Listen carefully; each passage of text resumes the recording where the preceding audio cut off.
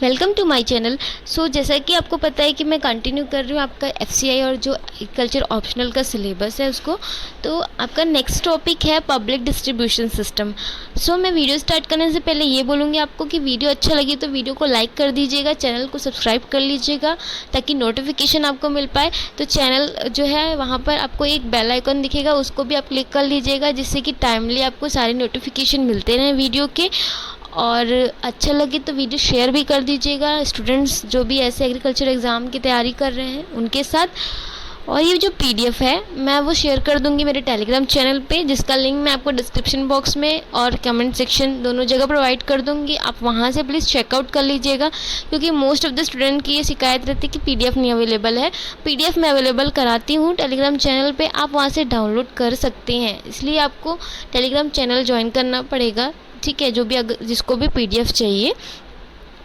तो हम video start करते हैं। सबसे पहला पॉइंट है यहाँ पर कि पब्लिक डिस्ट्रीब्यूशन सिस्टम होता क्या है। तो आपको जैसा कि पता है कि हमारे जैसे इंडियन गवर्नमेंट जो रहता है उसके अंदर डिफरेंट मिनिस्ट्रीज आती हैं, अलग अलग मिनिस्ट्रीज रहते हैं। जैसे कि पता है ministry of home affairs, ministry of defence जो भी है, ठीक है। और इसके अलावा अलग अलग मिनिस्ट्री रहता है, जिसमें से एग्रीकल्चर का खुद एक मंत्रालय होता है। एग्रीकल्चर भी एक अलग मिनिस्ट्री के अंतर्गत आता है। बट ये जो पीडीएस सिस्टम है ये आता है minister of consumer affairs, food and public distribution, ठीक। तो ये में इसके अंतर्गत आता है। तो क्या हुआ, जो गवर्नमेंट ऑफ इंडिया के अंतर्गत minister of consumer affairs, food and public distribution system ने एक ऐसा हम बोल सकते हैं सिस्टम इस्टेब्लिश किया है। और ये सिस्टम इस्टेब्लिश हुआ है under the Indian food security system के अंतर्गत। किसके लिए इस्टेब्लिश किया ये सिस्टम, जो आपके पुअर पीपल हैं, गरीब जनता है, जिनको प्रॉपरली मतलब फूड मटेरियल अवेलेबल नहीं हो पाता, तो उनको कम प्राइसेस में वो बेसिक जो नीड है जैसे कि राइस और वीट और शुगर जो बेसिक जो दे सकते हैं, ठीक है। तो वो बेसिक जो भी फूड ग्रेन है वो कम प्राइस में as compare to market rate कम प्राइस में अवेलेबल किया जाता है इन दिस स्कीम और दिस डिस्ट्रीब्यूशन सिस्टम। तो public distribution system is an Indian food security system for the poor people established by the government of India under the Ministry of Consumer Affairs, Food and Public Distribution। तो ये यहाँ पर point है, जैसा कि आपको पता है ना, जो मैंने भी बोला वही मैंने इंग्लिश में बोला। मैंने इसलिए पहले हिंदी में बताया, बहुत सारे स्टूडेंट हिंदी के हैं तो उनको चीज़ें समझ आ जाएगी। तो यहाँ पर ये तो सिंपल सा था कि हमको सबको पता है, हमने देखा ही भी है अपने अपने स्टेट में कि प्रोवाइड किया जाता है, जैसे कि 1 रुपये केजी चावल, 2 रुपये केजी चावल जो रहता है, ठीक है। तो ये सारे पॉइंट्स इसी के अंतर्गत अभी आएंगे जो कि हम अभी देखेंगे। सो लाइक जो सबका सेंट्रल गवर्नमेंट रहता है, ठीक। बेसिकली मैं यहाँ पर सेंट्रल गवर्नमेंट की बात कर रही हूँ। ये रिस्पॉन्सिबल रहता है procurement, storage, transportation and bulk allocation of the food grains. And जो स्टेट गवर्नमेंट्स रहते हैं they hold the responsibility for the distributing the same to the consumer through the established network of approximately 5 lakh fair price shop, ठीक है। ये fair prices shop जैसे कि आप जानते हैं जो राशन की दुकानें रहती हैं इनको बोला जाएगा।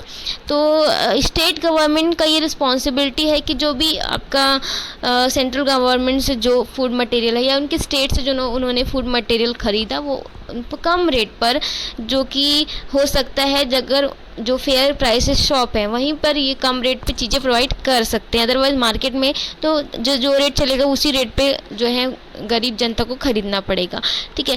तो ये जो 5 लाख अप्रॉक्स बता रही हूँ, ठीक है, अप्रॉक्स लगभग जो 5 लाख फेयर प्राइस शॉप हैं ये एक नेटवर्क है, इनके थ्रू कम रेट पर फूड ग्रेन प्रोवाइड किया जा सकता है कंज्यूमर को। और ये रिस्पॉन्सिबिलिटी स्टेट गवर्नमेंट्स की होती है।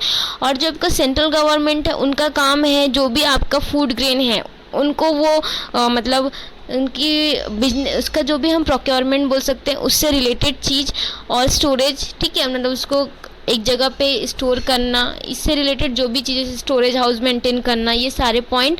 और ट्रांसपोर्टेशन एंड बल्क एलोकेशन जो है फूड ग्रेन का, ये सारे रिस्पॉन्सिबिलिटी सेंट्रल गवर्नमेंट के अंतर्गत आता है। और स्टेट गवर्नमेंट का मैंने भी आपको जो बताया, ठीक है, वो। सो मेजर कमोडिटीज़ जो हैं जो डिस्ट्रीब्यूट होता है वो है आपका rice, wheat, sugar and kerosene. ये याद रखना है पॉइंट कि कौन कौन से होते हैं। जनरली जो है बेसिकली राइस, वीट और शुगर और केरोसिन, और कहीं कहीं पे जो आपका है सॉल्ट भी प्रोवाइड किया जाता है। ठीक है, तो कम रेट पे नमक के पैकेट्स भी दिए जाते हैं ना। Evolution of the PDS system, कहाँ से निकल के आया ये पीडीएस सिस्टम, ठीक है, ये भी बता देती हूँ। सो पब्लिक डिस्ट्रीब्यूशन सिस्टम जो है, या इसका जो एवोल्यूशन है पब्लिक डिस्ट्रीब्यूशन सिस्टम का, इंडिया में कहाँ से आया है। इंडिया में basically its origin in the rationing system या rationing system introduce by the British during the world war second. आपको पता है वर्ल्ड वार सेकेंड में क्या हो गया था, काफ़ी जो वर्ल्ड वार हुआ है तो बहुत सारी क्षति हो जाती है देश को। ठीक है, तो कम मतलब बोल सकते हैं हम कम रेट पर चीज़ें अवेलेबल कराने का जो ये बोल सकते हैं स्कीम है, ये वर्ल्ड वॉर सेकेंड से आया है, जिसको कि हम वर्ल्ड, अगर इसके लिए एक वर्ड यूज़ करेंगे जो कि है राशनिंग वर्ड जो है, जैसे कि सब आप सुने ही है, राशन प्रोवाइड होता है कम रेट पे। ठीक है, तो राशन की दुकान भी बोलते हैं इसलिए उसको। तो ये जो वर्ड है इंडिया में यहाँ से इंट्रोड्यूस हुआ है वर्ल्ड वॉर सेकेंड से, ब्रिटिश से। ठीक है, और पब्लिक डिस्ट्रीब्यूशन जो है फूड ग्रेन का, basically they retain as a deliberate social policies by India when it embarked on the path of planned economic development in 1985। तो इसमें तो कुछ समझाने की चीज़ नहीं, क्योंकि ये एक हिस्ट्री जैसा पॉइंट है, तो ये एग्ज़ाम में पूछ सकता है ईयर, तो मैं यहाँ पर इसलिए सब पॉइंट मेंशन कर दिया मैंने। और 1960 से पहले यानी 1960 से पहले जो भी आपका डिस्ट्रीब्यूशन होता था पब्लिक डिस्ट्रीब्यूशन सिस्टम के थ्रू, जो भी डिस्ट्रीब्यूशन था बेसिकली वो क्या था, डिपेंडेंट था on imports of the food grain. यानी पहले इंडिया का जो फूड ग्रेन प्रोडक्शन था वो इतना हाई नहीं था बिफोर 1960 बोल रही, जब ग्रीन रेवोल्यूशन नहीं हुआ था। ठीक है, ये सारी चीज़ें नहीं हुई थी, तो बेसिकली हम डिपेंड करते थे कि फूड हम इंपोर्ट करें यानी ख़रीदेंगे किसी दूसरे मतलब देश से, एंड देन फिर उसके बेसिस पे फिर चीज़ें उस रेट पे देते थे। ठीक है, तो ये यहाँ पर पॉइंट है, तो ये डिपेंडेंट होता था बेसिकली इंपोर्ट्स पे। नाउ यहाँ पर नेक्स्ट पॉइंट है, it was expanded in the 1960 as a responses to the food shortage of the time, and subsequently the government set up the Agriculture Price Commission and the Food Corporation of India to improve domestic procurement and storage of the food grain for the PDS system। क्योंकि पहले क्या था, shortage हो जाता था food grain का, तो हम अपने देश में, हमारे देश में शॉर्टेज होने के कारण हम अपने देश की फूड ग्रेन नहीं डिस्ट्रीब्यूट कर पा रहे थे, तो हमको एक्सपोर्ट करना पड़ता था, जिससे कि टाइमली नहीं चीज़ें हो पा रही थी। तो फिर गवर्नमेंट ने क्या किया, आपको पता है कि जैसे कि मैंने बताया था इससे पहले ही कि एमएसपी निर्धारित हुई, तो लोगों ने मतलब जब एमएसपी निर्धारित हुई तो फार्मर ज़्यादा जो है क्रॉप लगाने लगे, ज़्यादा डिस्ट्रीब्यूशन होने लगा, ज़्यादा प्रोडक्शन होने लगा। तो जब सेटअप हुआ एग्रीकल्चर प्राइस कमीशन एंड जो भी कॉस्ट एंड प्राइसेस जो भी कमीशन है उनका एक इस्टेब्लिशमेंट, और साथ ही साथ जो आपका एफसीआई है फूड कॉरपोरेशन ऑफ इंडिया है, इन दोनों की इस्टेब्लिशमेंट जब मतलब हुआ, हम बोल सकते हैं ये दोनों जब इस्टेब्लिश हुए, तो इनके इस्टेब्लिशमेंट से क्या हुआ, जो हमारा डोमेस्टिक यानी जो देसी जो भी चीज़ें हैं उनका मतलब देसी प्रोडक्ट्स जो हैं, जैसे कि हमारे राइस, वीट जो है हमारे खुद के देश में प्रोडक्शन उनका होने लगा बिकॉज ऑफ दिस जो भी कमीशन इस्टेब्लिश हुआ, और ये कॉरपोरेशन जो था एफसीआई, ठीक है, इसके कारण उसमें ज़्यादा जोर दिया गया और ये इम्प्रूव हुआ डोमेस्टिक जो प्रोक्योरमेंट है, और साथ ही साथ जो हम स्टोरेज नहीं कर रहे थे फूड ग्रेन का वो हम करने लगे पब्लिक डिस्ट्रीब्यूशन सिस्टम के लिए। तो ये यहाँ पर पॉइंट है। Now by the 1970 PDS has evolved into a universal scheme for the distribution of the जो भी आपके सब्सिडाइज्ड फूड हैं, जैसे कि राइस है, वीट है, मैंने आपको पिछले बार बताया था कौन कौन से, basically rice, wheat, food grain पे, पल्सेस पे, लेकिन पल्सेस तो अभी इतना नहीं दिया जाता, ठीक है, इतने अधिक मात्रा में, because production is not as much higher, क्योंकि अभी भी पल्सेस का उतना प्रोडक्शन नहीं है। ठीक, तो बेसिकली अब ये एक 1960 के बाद थोड़ा जब विकास हुआ, इम्प्रूवमेंट हुआ, एफसीआई का गठन हुआ, और साथ ही साथ आपका जो commission on the cost and price, agriculture cost and prices का जब डेवलपमेंट हुआ, तो उसके बाद ये 1970 तक क्या हो गया कि इसमें काफ़ी बढ़ावा आया, मतलब ठीक है, बढ़ोतरी आ गई और ये एक यूनिवर्सल स्कीम बन गया। और उसके बाद जब 1990 में क्या हुआ, ये जो स्कीम है ये क्या हुआ, रिवैम्प्ड हुआ to improve the access of food grain to people in a hilly and inaccessible areas and to the target the fruit. यानी ऐसे कुछ एरियाज़ हैं, जैसे हिली एरिया है और ऐसे एरिया जहाँ पर का मतलब हर राशन जो है नहीं पहुँच सकता because of the lack of transportation facilities और अदर प्रॉब्लम्स, और ट्रेन फैसिलिटीज़ नहीं है वहाँ पर। ये सारे प्रॉब्लम्स के कारण ऐसे एरिया को भी ध्यान दिया गया यहाँ पर, और बेसिकली यहाँ पर टारगेट किया गया गरीब जनता को जिसके पास फूड मटेरियल नहीं हो पाता है, ठीक है, प्रॉपरली, उनको ज़्यादा फोकस किया गया यहाँ पर। 8 पॉइंट है यहाँ पर कि जो आपका पब्लिक डिस्ट्रीब्यूशन सिस्टम में बेसिकली उसका एम है कि क्या करना, जो भी सब्सिडाइज फूड है, यानी जो पहले से ही किसान को उनका एक जो न्यूनतम मूल्य है वो निर्धारित मूल्य मिलेगा, तो प्रोडक्शन हो रहा है उस फूड का, तो किसान को भी फ़ायदा होगा और यहाँ पर जो गरीब लोग हैं उनको भी फूड ग्रेन मिल पाएगा। तो सब्सिडाइज फूड ही खरीदता है सरकार, ठीक। एंड जो भी फ्यूल लाइक जो केरोसिन, ठीक है, ये एक फ्यूल ही है, to the poor through a network of the ration shop. And next है फूड जो ग्रेन्स हैं they such as rice, wheat, that are provided under the TPS सिस्टम। They are procured from the farmer, allocated to the state and delivered to the ration shop where the beneficiary buys his entitlement। आपको पता है सबके जो BPL level से यानी below the poverty level से नीचे लोग आते हैं, उनका BPL कार्ड रहता है और उनको उस BPL कार्ड को वो दिखाते हैं राशन शॉप में और उनके बेसिस में उनको हर मंथ जो है वो फूड ग्रेन मिलता है लोअर प्राइस पे, ठीक। 1 kg रुपीज़ राइस और 2 kg बेसिकली 2 रुपीज़ kg पे मिलता है राइस जो है। ऐसे ही नमक के पैकेट और केरोसिन और शुगर ये प्रोवाइड किया जाता है पर मंथ के अकॉर्डिंग। तो ये क्या करते हैं, जो सब्सिडाइज फूड है तो सब्सिडी निर्धारित रहती है, तो फार्मर जो है सरकार को अपना फूड बेचते हैं और उनको न्यूनतम समर्थन मूल्य मिल जाता है उनका।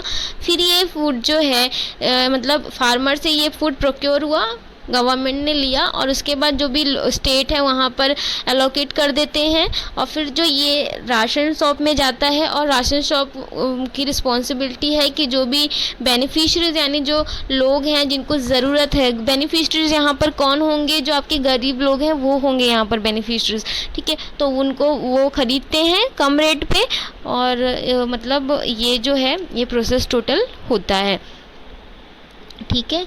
तो ये है यहाँ पर। Now in September 2013 parliament enacted the national food security act 2013। तो ये आपको ये याद रखना कि नेशनल फूड सिक्योरिटी एक्ट जो है पार्लियामेंट के द्वारा 2013 में मतलब इनेक्टेड हुआ। ये इस एक्ट के अंतर्गत क्या है, the act relies largely on the existing TPDS to deliver food grain as legal entitlement to poor household. This mark a shift by making a right to food a justiciable right।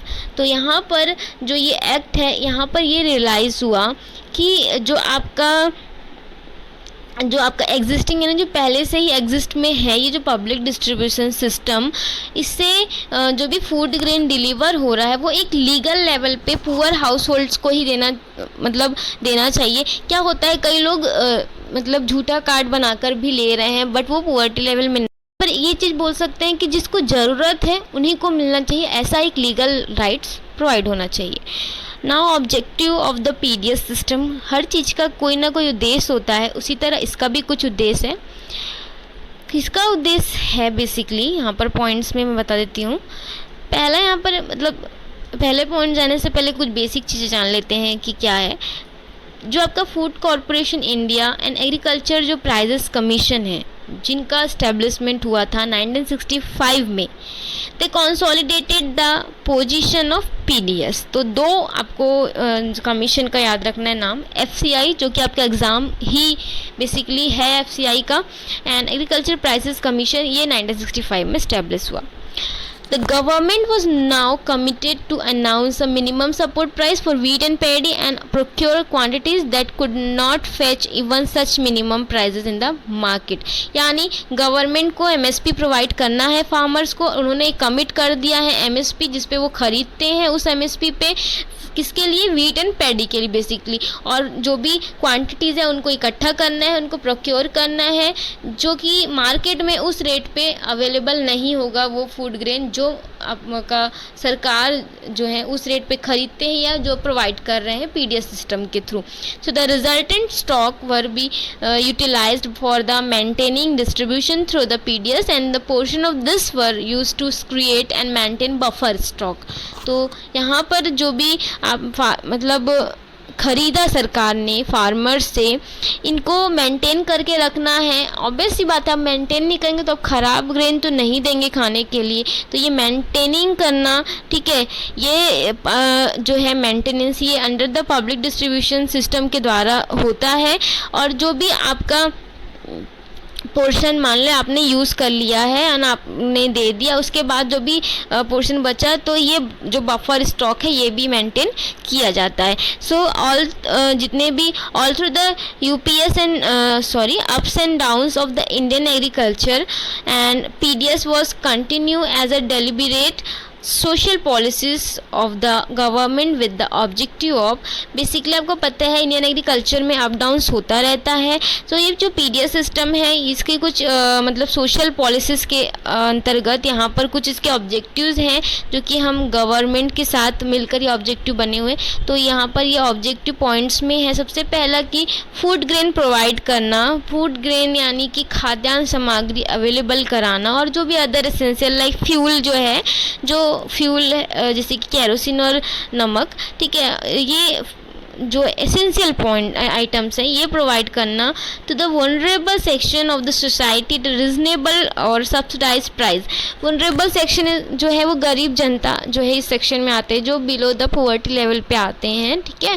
तो जो है ऐसी society की जो भी एक community है जो कि नहीं खरीद पाते हैं मार्केट वैल्यू पे फूड ग्रेन को, वो भी मतलब सक्षम हो सकते हैं फूड ग्रेन खरीदने में क्योंकि सब्सिडाइज प्राइस में उनको फूड ग्रेन मिल रहा है यहाँ पे.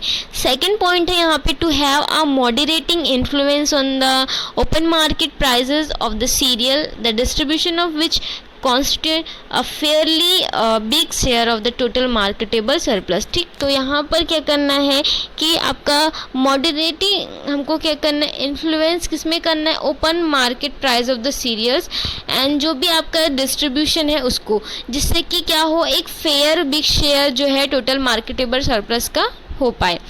तो क्योंकि काला बाजारी बहुत होती है, ठीक है, तो उस सब चीज़ों से बचने के लिए. Now third, to attempt socialisation in the matter of distribution of essential commodities. तो अब यहाँ पर एक जो देख लेते हैं किस तरह का फॉलो होता है. जैसे कि आपको पता है फार्मर्स है procurement at a MSP rate पे, और उसके बाद क्या होता है जो भी आपके एफसीआई सेंटर हैं वहाँ पर जाता है, फिर स्टेट गवर्नमेंट्स उसको लेता है, मतलब स्टेट गवर्नमेंट तक जाता है, फेयर प्राइसेस शॉप में जाता है एंड बेनिफिशरीज को जाता है. इसके अलावा भी जैसे कि प्रोक्योरमेंट होता है यानी ख़रीदा एमएसपी प्राइसेस पे, फिर जितने भी सेंट्रल इश्यूज प्राइसेस हैं उन पे एलोकेशन होता है, देन डिस्ट्रीब्यूशन एंड फिर then sale of the grain at the central issues prices. Basically ये यहाँ पर मतलब रेंजेस है कि फार्मर से सेंटर ने एफसीआई सेंटर जो हैं उन्होंने क्या किया, प्रोक्योरमेंट जो भी है उन्होंने एमएसपी प्राइस पे किया, फिर स्टेट गवर्नमेंट के पास भेजा गया एफसीआई के द्वारा जो कि एलोकेशन हुआ eight the central issue prices पे, एंड स्टेट गवर्नमेंट ने फेयर प्राइसेस शॉप को भेजा जो कि एक डिस्ट्रीब्यूशन हुआ, एंड फेयर प्राइसेस शॉप ने जो आपके बेनिफिशरीज हैं उनको दिया जो कि सेल हुआ ग्रेन का eight a central issue prices पे. तो ये हो गया एक जो भी इसका हम बोल सकते हैं स्टेप है किस तरह से डिस्ट्रीब्यूट होता है. तो ये यहाँ पर जो है पॉइंट है. So the central and state government share responsibilities in order to provide food grain to the identified beneficiary, उन्हीं को मिलेगा जिनका बीपीएल कार्ड बना हुआ है, इसलिए आइडेंटिफाइड बेनिफिशरीज का यहाँ पर नाम ये रिस्पॉन्सिबिलिटी क्या होता है, सेंट्रल एंड स्टेट गवर्नमेंट क्या करते हैं, ऐसी रिस्पॉन्सिबिलिटीज़ के लिए एक ऑर्डर प्रोवाइड कर देते हैं कि फूड ग्रेन आइडेंटिफाई बेनिफिशरीज को मिलना चाहिए। तो the centre procure food grain from the farmer at a maintains जो भी आपका एमएसपी प्राइस है, and then sell it to state at a central issue prices, जो कि अभी आपने डायग्राम में देखा है, ठीक है। तो it is responsible for transporting the grain to godowns in each state, ये रिस्पॉन्सिबिलिटी है कि जो भी हर स्टेट के जो भी गोडाउन्स है वहाँ तक ये फूड ग्रेन जाए। और स्टेट गवर्नमेंट की फिर क्या रिस्पॉन्सिबिलिटी होती है, उनकी रिस्पॉन्सिबिलिटी होती है कि जो भी आपका फूड ग्रेन जो आया है, ये फूड ग्रेन जो है आपके हर जो राशन की दुकान यानी जो फेयर प्राइस शॉप है वहाँ पर जाए, और फिर फेयर प्राइस शॉप की रिस्पॉन्सिबिलिटी होती है कि वो बेनिफिशरीज को लोअर सेंट्रल इशू प्राइजेस पे ये फूड ग्रेन प्रोवाइड करवाएं। So basically many state further subsidise the price of food grain before selling it to the beneficiaries. तो कुछ ऐसे स्टेट हैं जो क्या करते हैं, फिर से और कम कर देते हैं प्राइजेस को, यानी फर्दर सब्सिडाइज कर देते हैं price of the food grain before selling to the beneficiaries. तो वो उनके स्टेट के ऊपर डिपेंड करता है कि वो और कम करते हैं या नहीं करते हैं। तो the food corporation of India FCI जो है एक नोडल एजेंसी के रूप में क्या करता है, वर्क करता है at the centre that is responsible for transporting of the food grain to the state जो भी गोडाउन्स हैं। Specially FCI is responsible for the यहाँ पर 5 थिंग्स के लिए रिस्पॉन्सिबल है, क्योंकि नोडल एजेंसी के रूप में इसलिए वर्क कर रहा है क्योंकि यही ट्रांसपोर्ट कर रहा है डिफरेंट स्टेट के गोडाउन्स में फूड ग्रेन्स को। सबसे पहला है कि एमएसपी जो है उस पर फार्मर से ख़रीदना, ये रिस्पॉन्सिबिलिटी एफसीआई की है। इसके साथ ही बफर स्टॉक को मेंटेन करना, ठीक है, जिससे कि फूड सिक्योरिटी बनी रहे, और जितने भी ऑपरेशन रिलेटेड हैं आपके खरीदने वाली जो स्टेज यहाँ पर आती है, एमएसपी रेट पे जो खरीद रहे हैं, तो ये जो भी ऑपरेशंस है यानी मेंटेनिंग द ऑपरेशनल बफर जो स्टॉक है ग्रेन्स के, क्योंकि अगर नहीं स्टॉक मेंटेन करेंगे तो फिर फूड सिक्योरिटी यहाँ पर प्रॉब्लम में आएगी। एंड फिर डिफरेंट स्टेट को एलोकेट करना ग्रेन, मतलब डिफरेंट स्टेट तक डिस्ट्रीब्यूट करवाना, एंड ट्रांसपोर्टेशन भी यही कराएगा स्टेट के जितने भी गोडाउन्स और डेपोट्स जो हैं वहाँ पर। इसके अलावा selling the grain to state at the central issue prices to be eventually passed on the to the beneficiaries, यानी इसी प्राइजेस पे जो कि सेंट्रल इशू प्राइजेस है उस प्राइजेस पे हर स्टेट को बेचना। ये काम सारा किसकी रिस्पॉन्सिबिलिटी, और इसके लिए एज अ नोडल कौन वर्क कर रहा है, एफसीआई वर्क कर रहा है। रिसेंट कुछ चेंजेस हैं वो ये है कि जो भी आपका पीडीएस जो है यानी पब्लिक डिस्ट्रीब्यूशन सिस्टम जो है, they has often been criticised for its structure और corruption and leakage and inclusion and exclusion error in identifying the beneficiaries. यानी ये जो यहाँ पर आपको पता है कि राशन दुकान है, फेयर प्राइसेस पे भी दे रहा है, बट जिनको नीड है उनको ना मिलके जिनको नहीं नीड है उनको मिल रहा है। यानी जिनके पास पहले से ही अधिक मतलब बड़े घर हैं वो खरीद सकते हैं राशन मार्केट वैल्यू पे, पर वो भी कार्ड बनाकर, झूठा कार्ड बनाकर, क्योंकि यहाँ पर करप्शन है, ठीक है। और बेड स्ट्रक्चर सही रूप से, कभी जो दुकानें हैं वो बंद हो जाती हैं जल्दी, या जो भी बीच में जो बिचौलिए हैं वो जो है यानी गरीब जनता को देने के लिए वो राशन आया, पर दुकान वाले इसको ख़रीद लेते हैं और फिर जो है मिक्सिंग करके उसको बेच रहे हैं। तो ये सारी चीज़ें जो है ये प्रॉब्लम्स आता है।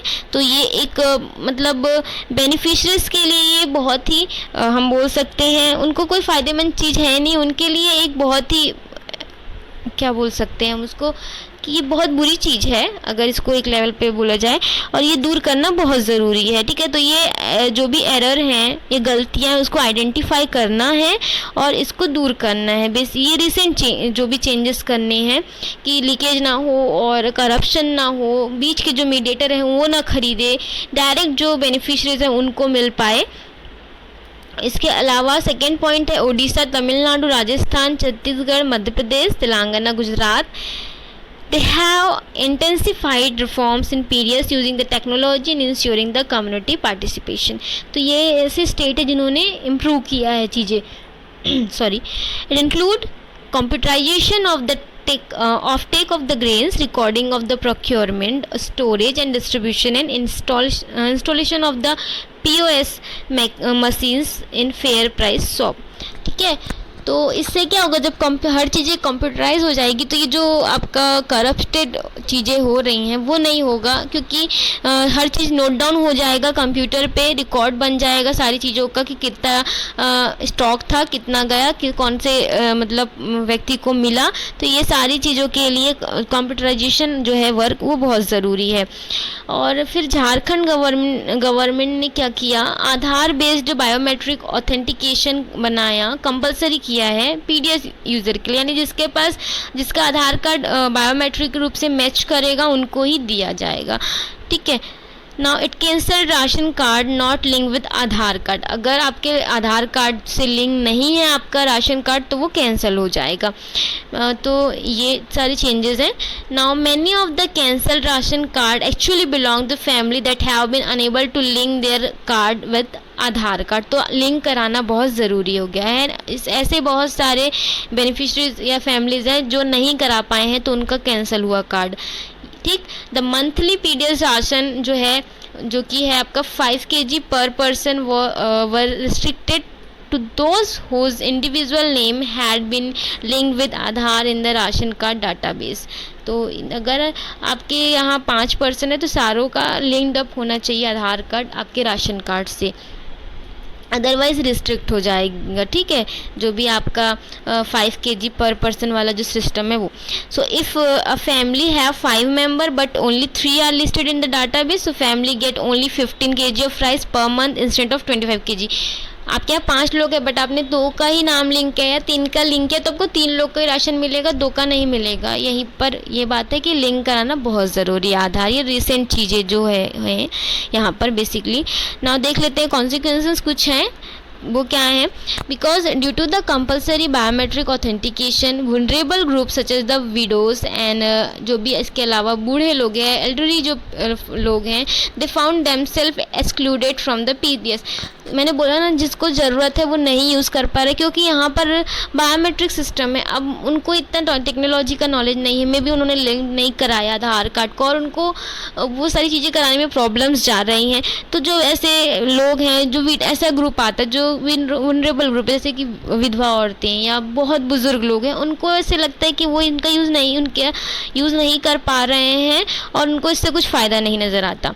Inconvenience due to the connectivity and biometric failure. बहुत सारा जैसे कंप्यूटराइजेशन हुआ बट नेटवर्क ही नहीं है, बहुत सारे इश्यूज़ आ रहे हैं। ठीक है, जो दुकान में बैठे हैं उनको यूज़ करना भी नहीं आ रहा है, यानी जो फेयर शॉप में है उनको इतने अच्छे से डिस्ट्रीब्यूट करना नहीं आ रहा है चीज़ें, बायोमेट्रिक फेलियर हो रहा है। तो ये एक इनकन्वीनियंस है। ठीक, the mass collection of the Aadhaar card Aadhaarless ration card without verification and without even informing the victim was seem as a inhuman. ठीक, तो ये बहुत सारा कलेक्शन हो जाता है क्योंकि वो लिंक नहीं हुआ है, तो राशन कार्ड को कलेक्ट कर लेना, तो ये एक अमानवीय बिहेवियर बोल सकते हैं हम, अमानवीय मतलब नेचर है जो कि सही नहीं है। The main problem with DBT is that it consumer more time for travelling to banks और जो भी आपका प्रज्ञा केंद्र है, कॉमन सर्विस सेंटर बोल सकते हैं, and ration shop to get their money and then use it to buy rice at a ration shop. यानी उनको इतना भाग दौड़ करना पड़ता है कि वो लेना भी नहीं चाहेंगे राशन उस प्राइस पे, क्योंकि उनके काफ़ी पैसे इस भाग दौड़ में खर्च हो जाते होंगे। ट्रैवलिंग टू बैंक, बार बार बैंक जाना, वहाँ से फिर मान लो पैसे मिलना, जब उनको फिर बार बार जाने के बाद वो पैसे मिलेंगे देन वो राशन बाय कर पाएंगे। या जो भी आपके कॉमन सर्विस सेंटर है वहाँ पर भाग दौड़ उनका, फिर राशन सेंटर में मनी के लिए भाग दौड़। तो ये सारे प्रॉब्लम्स हैं जो कि कॉन्सिक्वेंस के अंतर्गत आते हैं। तो बेसिकली आपके सिलेबस में ऑब्जेक्टिव और कॉन्सिक्वेंस आई थिंक थे, और रिसेंट चेंजेस तो मैंने ऐड किया है, और कुछ और पॉइंट्स है जिसको मैं नेक्स्ट वीडियो में आपको डील कर दूंगी। तो बेसिक पॉइंट्स जो था इस वीडियो में मैंने बता दिया है आपको। सो वीडियो अच्छा लगे तो लाइक कर दीजिएगा। So thank you friends.